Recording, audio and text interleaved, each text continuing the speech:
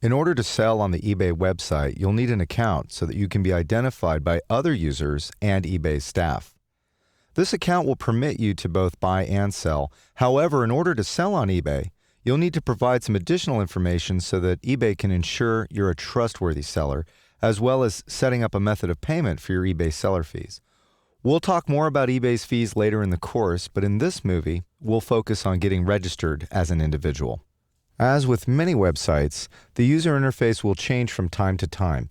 Be prepared for that because when you review this movie, you may see that the eBay site itself doesn't look exactly like what we're demonstrating today, but the functionality will be the same.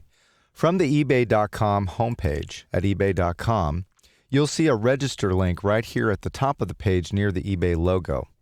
You'll then be taken to the registration form for individuals. If you'd like to register as a business, there is a link that provides registration forms for businesses, and we'll walk through that form in a moment. Right now, we're going to fill in the fields. So I'm going to put in my first name, put in my last name, my address, and then I'll put in my telephone number. And then I'll go ahead and fill in my email address. And then you need to select a user ID.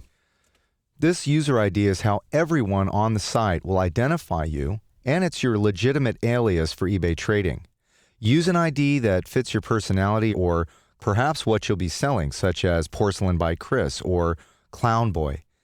Keep in mind that there are millions of eBay users and your preferred name may be taken, but you can always add some additional information to the end of the name or the beginning of the name if you want, such as Clown Boy 2010, for example. So I'm going to go ahead and put in my user ID. eBay will tell you if your ID is available. Then we're going to go ahead and enter in our password. Go ahead and use a secure password that's hard to guess but easy for you to remember. You might even want to write it down somewhere so that you don't lose track of it. So I'm going to go ahead and enter my password, and then I'm going to re-enter my password. And then in the next section, you're going to want to pick a security question. A security question and answer assists you in recovering your account in case you lose your password or if eBay needs to identify you when you're calling customer support. So I'm going to go from the list of questions and I'm going to put in my pet's first name. So now you enter your date of birth, and don't be shy about it.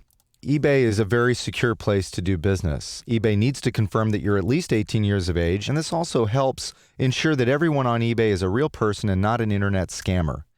This makes the entire eBay marketplace a much better and safer trading environment. Trading on eBay is safe, and you can trust this company. So I'm going to go ahead and enter my date of birth. And now you get to see how old I am. Ha ha ha. And then there's a verification code. This is a random number on the form to prevent automated computers from registering on the website. Then you can go ahead and read over the user agreement and the privacy policy, then click Continue.